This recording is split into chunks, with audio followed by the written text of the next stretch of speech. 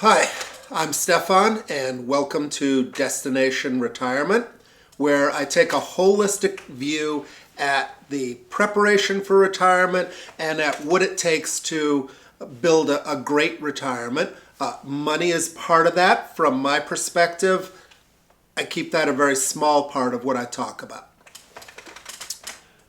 If you've watched any of my videos, if this is your first one, welcome. But if you've watched any of them, then you know that I'm an engineer, and I have a saying that engineers are, we're very detail oriented, and we have a checklist for making a ham sandwich. Everything is by a standard operating procedure, is what we call it.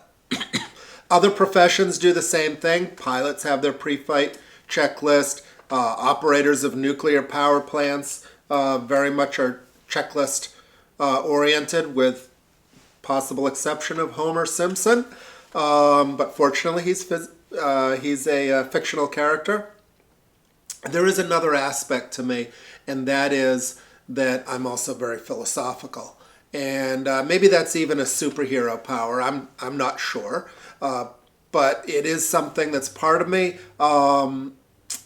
It is also something that's affected by my faith, because I have a belief that as we go through life, we should be of service to others. We should take a little time and stop and help others where we can.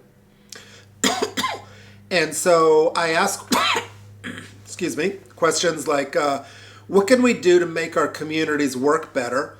And I see retirement, this retirement phase of life, as a time when we have more bandwidth or more resources, time, money, whatever it takes to to be of service to other people outside of our careers, because our careers have now ended.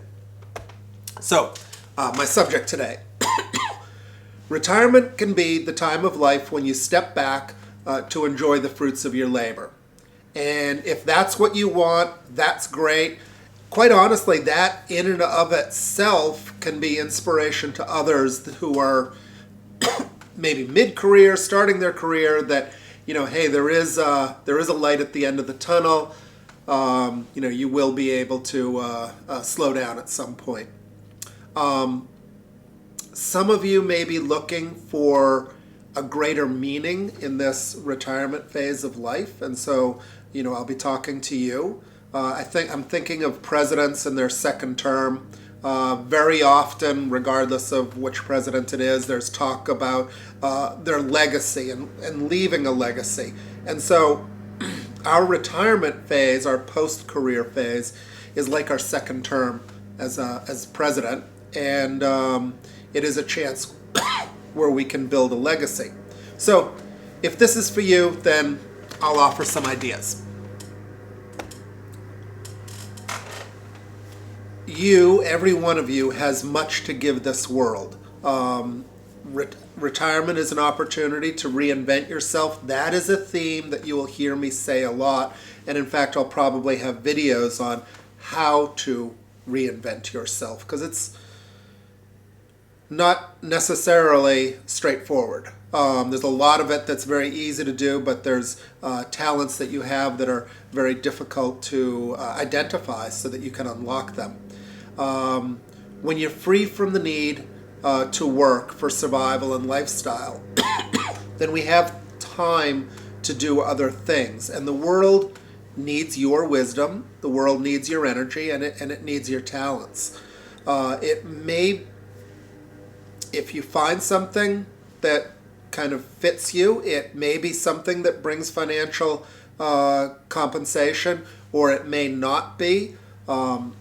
I'm making this video. I'm not expecting to derive anything from it, and quite honestly, if I did, I'd just turn it back into what I'm doing and spend it on that purpose.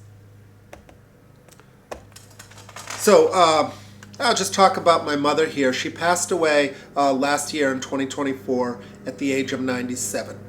She had several stays in nursing homes during periods of recovery from injury or from various illnesses, but mostly she lived at home and she lived with us. The staff when I went in, they always liked her. They always said they liked her. I mean, to me, she was my mom, right?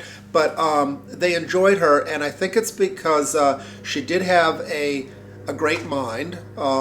She was really, on the ball till the end, and she would share her wisdom with the staff, the nursing assistants and the nurses that would come in. So they enjoyed her, having her as a patient quite a bit. Most of her time was spent participating in our household, but it is nice to know. And then also she had, while she was still able to get out and drive, she had a group of friends, and she had an impact on them too. And so that's really nice to know that she did have that impact, and it wasn't just about her doing things to have fun or be comfortable. So I'm dressed up today. I don't normally do my videos in a jacket and tie.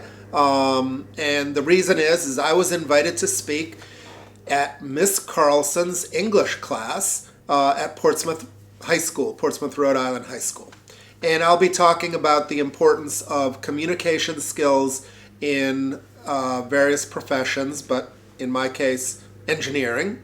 And in in professions that are not normally associated with the language arts. So, why is English important?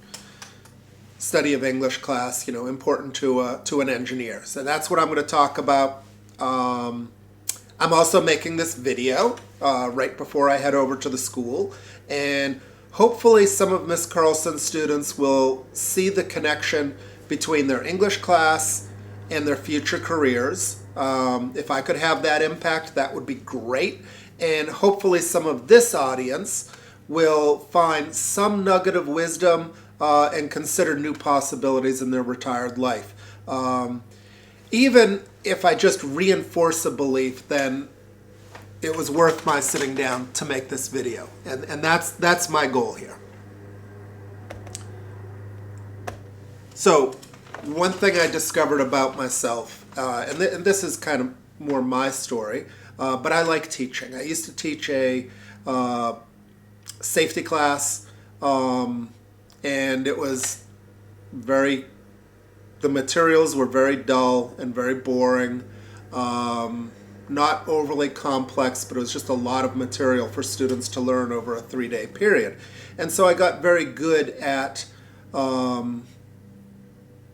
telling stories, teaching it in a way that was that made it fun, keeping the students awake. So I realized that's an area that maybe I should go to. And again, you'll have to figure out what is your natural talent. Teaching is not engineering, but it's something I got very good at as an engineer. And certainly the wisdom you've gained over the years, and maybe some of these secondary skills that you have, are things that you find enjoyable and ways that you can, have an effect on other people's lives, which is what this is about. So I got to come up with some ideas here. Actually, I look forward to hearing your ideas. But charity or church work is an area where you could go. Maybe there's a cause that you want to support. I was recently, I'm downsizing. I donated some old bicycles to a group in Newport, Rhode Island that's promoting biking around the city, and they're also trying to make the city more bicycle friendly. So, that's the kind of cause that you could get involved in, one of many. Met a couple of young ladies at the supermarket that were raising money for the drug rehabilitation center they belong to, and I've seen them there before. They're always really wonderful, really positive. It's nice to see them taking a turn in their life. You may have a talent, particular talent that you can use to help other people. Could coach a sport or lead some kind of club for kids. One thing that's that you can do that's it's not even that complicated is just to host potlucks and bring people together. most of us have fairly small circles of friends. A lot of times we don't have family in the area, and so I've started, actually got the idea from a very junior colleague of mine, and like, why don't I host potlucks? And I've been doing this, and people have been having a great time. They've met new people. Some of them have made some good connections for careers or their finances or whatever. So all good, and invited people over that don't have that big circle, and I think it was nice for them to get out. Okay, so the goal is to offer your skills in ways that improve how your community works. Your community might be just your town.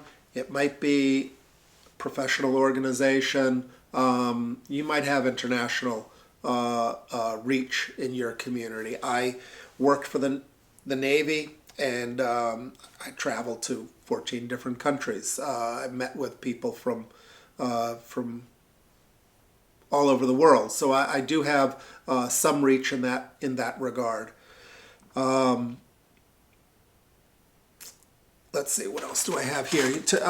So the idea is to fill gaps in people's lives and help people reach their potential. I think that when I'm talking about a bigger purpose beyond, let's say, just helping with your family, which is absolutely, the bedrock of our society, that it's, the idea is to help people make an improvement in their life.